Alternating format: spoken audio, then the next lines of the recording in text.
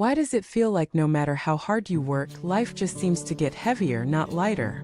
Have you ever felt like the more you strive to do the right thing, the more resistance you seem to encounter? Welcome back to the channel, friends. I'm really glad you're here today because what we're going to talk about isn't just about success or failure, it's about something more fundamental. It's about why your life might feel like it's getting harder, not easier, and why the answer may lie in something very few of us actually do. Taking full responsibility for managing and cultivating ourselves as if we were a lifelong project worth investing in. We often think of life as something that happens to us. The external world throws us its challenges, and we either sink or swim. But what if I told you that the quality of your life isn't determined by how lucky you are, or even how much talent you have, but by how seriously you take the task of building yourself? Think about it. We put effort into our jobs, our families, our social lives. But how much effort do we put into managing the core of it all ourselves? Our mindset, our energy, our values, our growth plan? Today, I want to take you on a journey through stories, real examples, and reflective ideas that could completely shift the way you see your struggle. Because while it's true that life can be hard, it's also true that some people learn how to navigate that difficulty with grace and progress. They're not superhuman. They're not always the smartest in the room. But what they are is deeply intentional. Let me introduce you to someone I know. We'll call him Alex. Alex was never the smartest kid in school. In fact, he struggled with his grades, wasn't he particularly outgoing, and had a very average background. But something changed when he turned 30. He decided to treat his life like a business, and himself as the CEO. He sat down and wrote a 5-year development plan, not just for work, but for his personal growth. He divided it into phases. First, understanding himself, strengths, weaknesses, blind spots. Then, upgrading his skills, communication, finance, leadership. Then, streamlining his relationships, cutting ties with those who drained him, and deepening bonds with those who inspired him. Then, building his reputation quietly and intentionally. Finally, defining a vision, not just what he wanted to achieve, but who he wanted to become. First, no one noticed. In fact, some people mocked him. Self-help junkie, they'd say. But fast forward 10 years, and Alex now owns his own consultancy, has a thriving family life, and more importantly, he is deeply grounded. He radiates calm. He makes decisions with clarity. He doesn't chase success, success seems to find him. So what happened? Was it luck? No, it was cultivation. It was the result of treating life as a long-term project, not a series of random events. This idea of self-management is not just a buzzword. It's the missing link between effort and outcome. It's the silent force that separates those who are merely surviving from those who are quietly thriving. Now let us be honest, most of us aren't trained to think this way. School teaches us to get the grades, not to understand ourselves. Society rewards performance, not reflection. Our families often push us towards security, not purpose. So we grow up chasing goals that were handed to us, not goals that we authored ourselves. And then we wonder why we feel disconnected, burnt out, lost. But the truth is, life will always feel hard when you are out of alignment with yourself.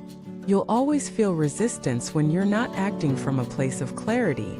Let me give you another story. This one is about Linda. Linda was a high-performing corporate executive. She had the title, the income, the team.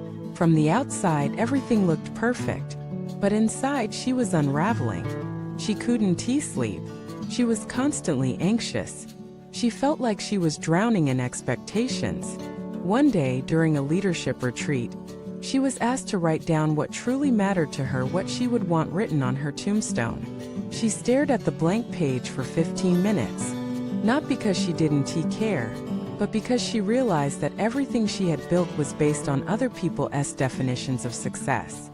That night, she made a decision. She didn't quit her job or sell her belongings to travel the world. Instead, she quietly began a practice of weekly self-check-ins. Every Sunday, she would spend 2 hours reflecting. What drained me this week? What energized me? What choices did I make that were aligned with my values? Where did I betray myself?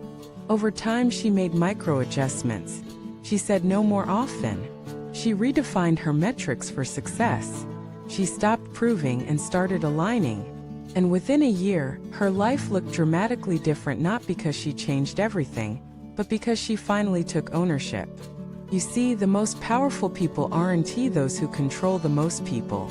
They're the ones who have mastered the art of self-governance. They don't need to shout to be heard. They don't need to perform to feel worthy. They don't chase, they attract. Not because they're passive, but because they've built a solid inner infrastructure. That's the art of self-management. And it begins with awareness. Ask yourself, what are the patterns in your life that keep repeating? What do you complain about over and over again? What emotions dominate your inner world? These aren't just psychological trivia, they are clues. They are indicators of where your energy is leaking, where your values are being compromised, where your systems are outdated. Let us talk about systems for a second. Most people think their problem is motivation. But the truth is, most of us don't have a motivation issue, we have a system issue. We try to rely on willpower to make better choices, but willpower is a terrible long-term strategy. Systems, on the other hand, are sustainable. They're repeatable. They don't rely on how you feel on a given day. If you want to get fit, don't set a goal, build a system. Schedule your workouts, prepare your meals, build accountability. If you want to be more focused, don't just buy a planner, build a system for managing distractions, for prioritizing deep work, for celebrating progress. If you want to grow emotionally, don't wait for a crisis, build a system of reflection, of feedback, of emotional hygiene. Systems are how professionals operate. Amateurs rely on luck and effort. Professionals rely on design and iteration. You don't need to overhaul your entire life overnight. But you do need to start taking yourself seriously. You need to stop outsourcing your power to your boss, your family, your past, your personality type. Your life is your responsibility. Not your fault, but your responsibility. You are the project manager, the CEO, the architect. That means you get to rework the blueprint. You get to challenge assumptions. You get to choose the people in your life, the standards you hold, the story you live. And when you start doing that, life doesn't magically become easy, but it becomes clearer. And that clarity makes all the difference. You begin to see your time as sacred. You begin to treat your energy as currency. You begin to curate your environment, protect your focus, nourish your growth. Suddenly, the chaos outside doesn't shake you as much. The setbacks don't break you. The noise doesn't distract you. Because inside, you're solid. Now I want to turn it over to you. Where in your life are you waiting to be rescued? What area of your life is asking you to step up and take the lead? Don't wait for permission. Don't wait for motivation. Start now. Start small. Start today. Because the longer you wait to manage yourself, the longer life will feel like it's managing you. If any part of today's video resonated with you, I invite you to share your story in the comments. Let this be a space of real conversation, not performance. And if you found value here, don't forget to subscribe, like, and share this video. Your support means everything. Thanks for watching, and I'll see you in the next one.